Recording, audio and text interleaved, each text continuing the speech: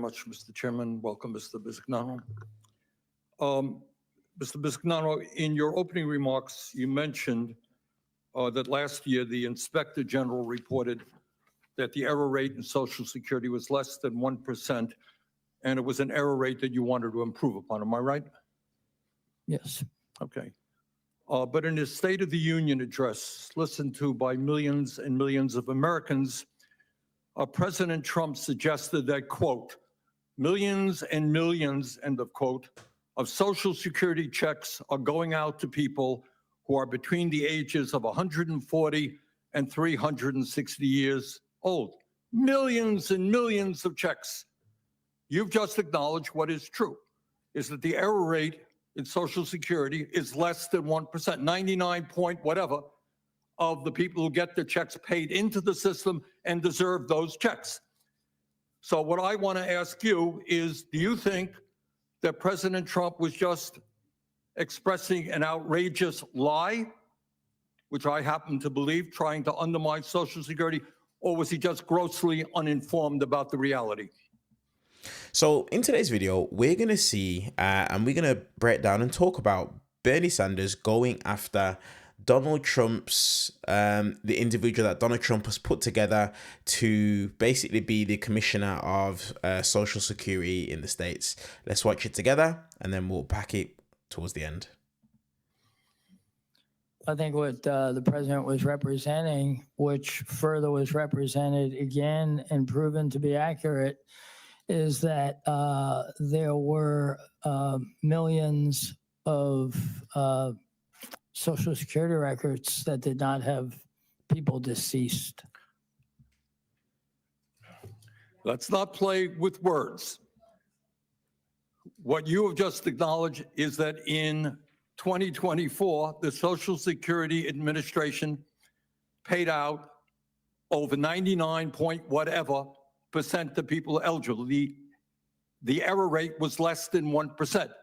Millions and millions and millions of people 200 or 300 years of age did not get checks. Is that true? What I represented was that a 1% error rate in a mission critical function like Social Security is way too high. I agree and with you. That, excuse me, I don't have much time. Sorry. Sorry. President said millions and millions of people. You're saying, and you're right, less than 1%. You want to improve it? You're right. Let's do it. President was lying. And what he was trying to do was undermine the foundations of Social Security by saying the system is out of control. All right, my next question is, Senator Daines made a good point. You call up Social Security today, it's a disaster. Why, if right now it is hard for people to get through in Vermont and all over this country, why do you think the Social Security Administration is now closing down offices and laying off 7,000 employees? And we have heard from Mr. Dudek that he wants to cut up to half of Social Security's workforce. When the department is now understaffed, people can't get through. Do you think it makes sense to lay off half the staff? First and foremost, I'm not there, sir. Just answer the question, please. Do you think it makes sense? I know you're not there. Do you think it makes sense to lay off half of the staff when right now it is at a 50-year low in terms of staffing? Well, I don't know where Mr. Dudek gets his information from, and I don't communicate with Mr. Dudek. I'll just ask you. I mean, I think what Mr. Senator Daines said was right. Tough to get through right now. I think common sense would suggest that when it's bad now, you don't lay off half your staff. Would you agree with me? I believe that we can drive efficiency for the rest of our life. Right. I also understand that it takes 20 plus minutes to answer the phone. On a good day. Right. Well, that's the average published, right? It's not how I would report the numbers because I think. All right, but all that I'm asking, when you have a system that is not working now, do you think it's a great idea to lay off half of the employees? I don't know if, do I think it's a great idea to lay off half of the employees when a system doesn't work? I think the answer is probably no. Okay. I now want to ask you another question, more philosophical if you like. I understand, correct me if I'm wrong, and you made $100 million recently in compensation in a given year. All right, my question is not to deal with that per se, but right now, we have 22% of seniors are trying to survive on less than $15,000 a year. A lot of people, older people, living in desperation in America. Some of us want to expand Social Security benefits because we think people should not be living on $15,000 a year. We're concerned about the solvency of Social Security. We want to extend it beyond where it is right now. Do you agree with me that it does not make sense for somebody like yourself who makes $100 million a year in compensation to be paying the same amount into Social Security as somebody who makes $176,000? Or would you work with me to raise that cap so more money can come into the system? I know there's an actuarial function in the area. I know it's analytics. I'm a fact-based, rule-based person. I'm happy to study anything and work side by side with you, sir. All right, all I ask in general right now, the system is stressed I'm sorry. financially. I'm sorry. The system is stressed now financially. We want to increase the solvency and increase the benefits. Is it a good idea to remove the cap, which is now at, I think, 174,000, so that wealthy people contribute more into the system? I don't think that's the commissioner's job at all, sir. I think the commissioner's job is to run the agency right. I'm happy to provide all the information you want, and I'm happy to be a partner in solving every problem. Okay, thank you very much. So, a very good line of questioning by Bernie Sanders. One thing that I just want to point out, just from looking at this Frank Bisganano, you literally heard Bernie speak about it in the video. This is an individual who sometimes gets compensated up to $100 million per year. He sometimes gets compensated up to $100 million per year. Why is it with this administration, a lot of the people that hold positions of power that are meant to be looking after everyday individuals who are not making nowhere near the amount of money that it is that they are, why is it that a lot of these people are multimillionaires or in some cases billionaires?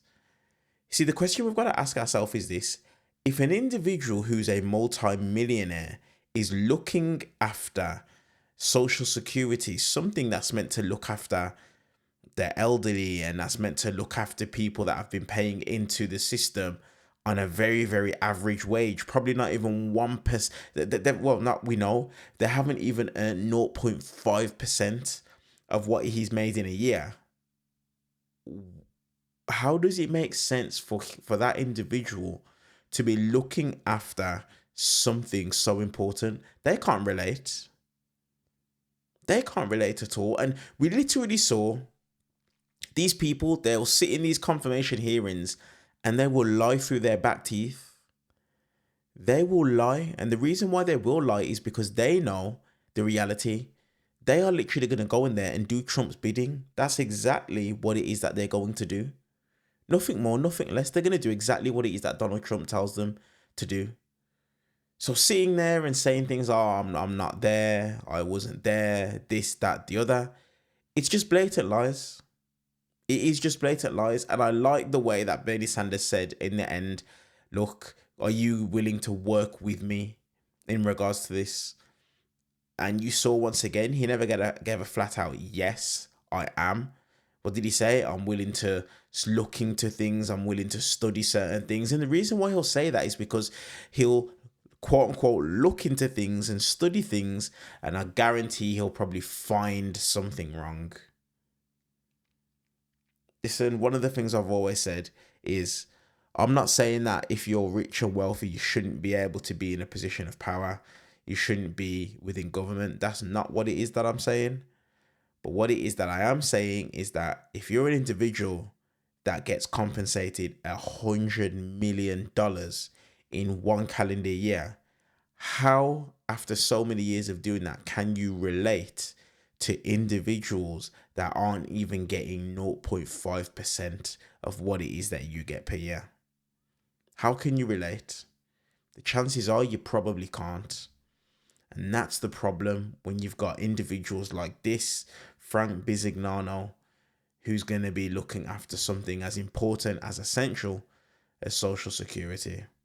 Especially when his two bosses, Elon Musk and Donald Trump, have literally been out there lying, spreading disinformation, and literally just trying to discredit the importance of something like Social Security. You heard Elon Musk literally calling it a Ponzi scheme or something like that. Crazy stuff. Let me know your guys' thoughts in the comment section, as usual, below the video. Always wanting and love to hear your guys' opinions about things. Let me know down below. And yeah, very, very good line of questioning from Bernie Sanders. If you're brand new to the channel, hit the subscribe button. We'd love to have you as part of the family. And if you're already subscribed, make sure you hit the thumbs up button, purely for the YouTube algorithm. I'll see you guys in the next one.